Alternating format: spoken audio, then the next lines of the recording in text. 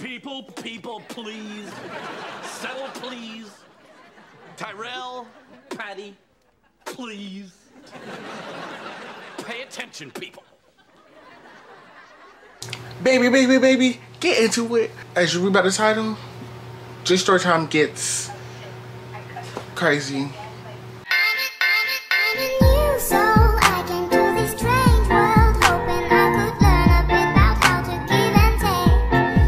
I did this story time a long time ago when I first started this YouTube channel. Video is another story time, and this is about the most disgusting story time I think I might be talking about on this YouTube channel. But I also was a young little boy, so things wasn't very detailed as much, and things wasn't really making any sense at the time. So I really wanted to go back in and retell this story. Yes, retell this story. And add a little bit more detail and add a little bit extra more juicy details. It starts off in the summer. We was in this summer program where they achieve higher, where they excel higher, and where they party higher. Everything is higher expectations. And I was in that program during the summertime. No, I wasn't a kid that stayed home during the summer, the whole summer. I was a kid that actually had to go back to school. It was a little program where we went back to school kind of in a sort of way. We get graded, yes. But it was fun. It was fun. And I met people. I was really about to say cool people, but I'm thinking like, do I still talk to these people? No. My other friend, but you don't tell. I was in this program, and basically it was like a summer program, and you had math, you had reading, and you had like fun things to do too. They wanted us to basically get ready for the school year, so they taught us like, say for instance that you're going to the 6th grade, so it would be the grade that I graduate from 5th grade, and then into learning 6th grade work the 5th grade summer after I graduated from 5th grade. This particular year, it was like 7th grade. I graduated from 6th grade, so I already graduated from 6th grade, so it's the summer of my 6th grade year. Going into the 7th grade year. We were called 7th graders, you know. It was crazy, you know. 7th grade was the most crazy year for me because I really hated middle school. I hated middle school as much as high school wasn't that hard for me. Middle school was, which is weird. We was in math class, so the math teacher is called, we're gonna call him math teacher. So the math teacher, I had this other friend in the program. We were very close, you know, we were always taught. It was like that class, it was like you had us together, it was gonna give, like the class was gonna be lit. Yes. We had math together. Me and that friend, we was always laughing, and the teacher was really getting annoyed. Math teacher was really getting annoyed. We was in the back of the classroom, sitting next to each other, so he brought us all the way in the front of the classroom. The teacher, he already didn't like us. The teacher did not like us. I guess because I was a queen then, and I didn't know I was a queen, so the mouth was really heavy. The mouth was really giving back then.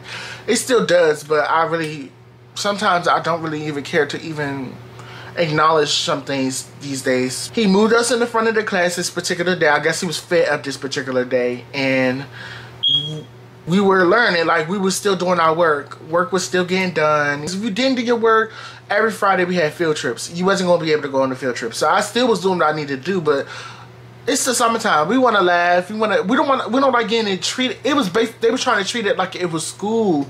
And it's the summertime, bitch. Like, girl, cool.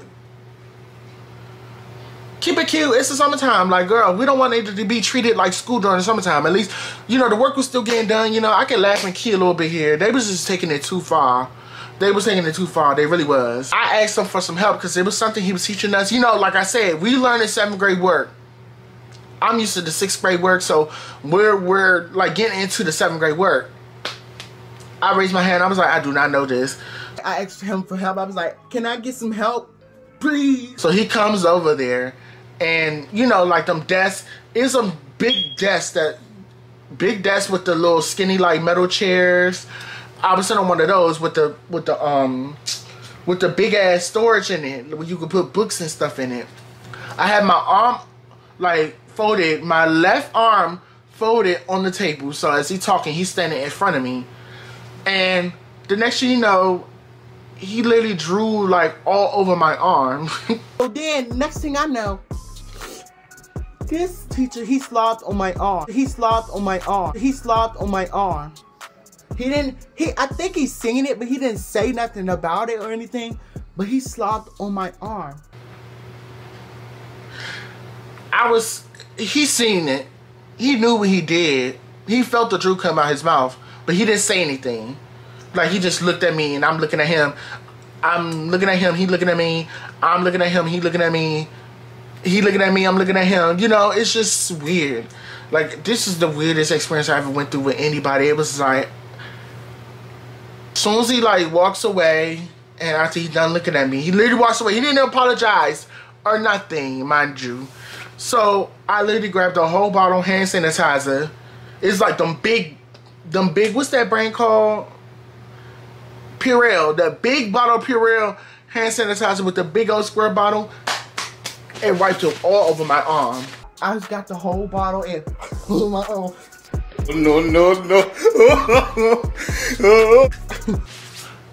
I was not playing because, what? Germs? And his breath was stinking, so I know the teeth wasn't getting washed. That happened, and then I told my friend about it, and my friend was like, what? Like, yes, it was crazy. It was really crazy. It was really weird. And he didn't say anything. He could have said, oop, my bad, like nothing. He just drew it on my arm and that was it. I should have said, like, me thinking, like, I should have said something. Like, I should have, like, said, why would you do that? Like, I just sat there. I was in shock. Like, this teacher really just drew it on my arm. But anyways, it really grew into the fact that I guess he knew that I was telling people about the situation. So he really didn't like me. Like, he really hated me. The summer went by, you know, he still hated me and my friend. But summer, you know, it's not long. So it ended up going away, and then it turned into the program almost over. We celebrated a big like party when the program was over, and then we had about 1 week of school before we got to go back to school for the next year. So now I'm in school on the first day of school, and guess who ended up being my math teacher? Yes, math teacher. He already had this version of me in his head, and he already have his opinions on how he think of me and what he think about me in his head. He became my math teacher that year. Oh my gosh. Now, I ain't gonna lie, I wasn't the best, like, kids. I was always trying to, me being in school, I always would do, like, weird things, but sometimes some weird things would make me look good. And, you know, being in school is always about, like, it's always about how you look and who popular. Even though kids don't talk about stuff like that, but kids will mostly try to, you know, be popular or be like really big and be known. They really love that, especially them football players or them sports players, girl. It was oh my gosh, let me not get into that. I even lost a trade in the future based on who I was hanging around with and stuff like that. Yes, and he was fine. He was ugly back then, but he ended up being real fine, girl. I ended up like, and you know, I also had my perception of him and how I felt about him also, because it's like, this teacher drew on me. You know, that's still going through my head. We going in the first day of school, and he has assigned seats. You know, he already has a list of the students that he having in his class. So I know he's seen my name and he seen my friend name. The eyes was rolling, like it was terrible. Like, I really knew. You ever know, like, when you know somebody don't like you at all and you have to deal with them? Yes. It would be sometimes where I might do something he don't like, or do something against direction, or I don't know.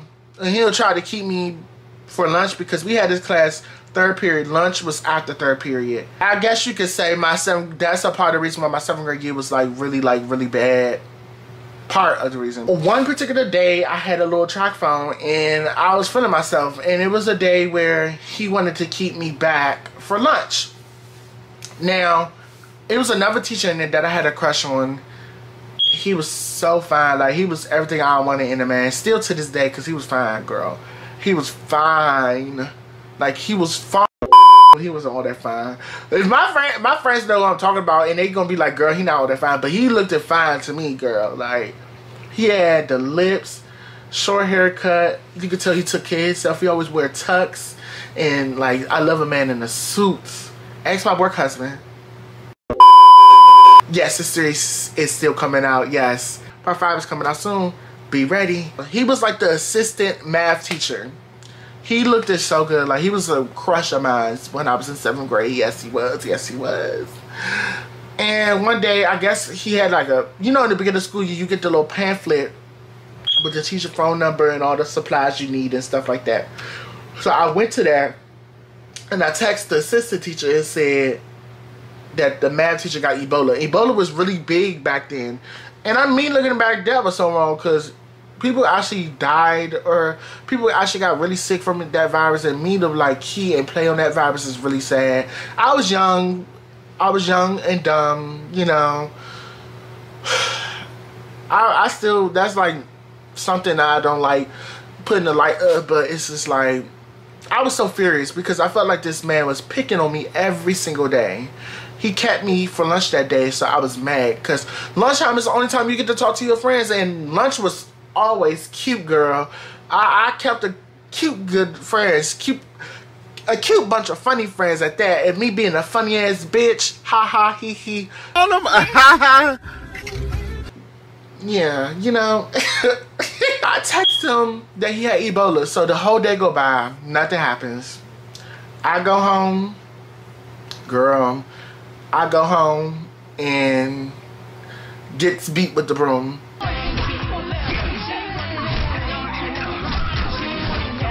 I gets in trouble. And then my mother came in there after, was like, you want something to eat? Lesson of the story is, take stuff serious. You know, I end up failing that class, and you know, the 7th grade, they will always tell you when you was in middle school, your 7th grade year is your most important year of middle school, because they look at your grades and they look at your, you know, high schools look at your 7th grade, because that's when you take the most important standardized tests and everything. So that year was also bad, but it was also good because I really was playing around a lot and I really wasn't taking anything serious. And yeah, take stuff serious, y'all. Like, take stuff serious. Stuff isn't always a joke. This ain't at no all. sneaky me, sneak a bad bitch. It's a time to play, and it's a time to take something serious. So without further ado, if y'all like this story time, don't forget to like, subscribe, and comment below. Throwing shade like a tree when it be and yeah!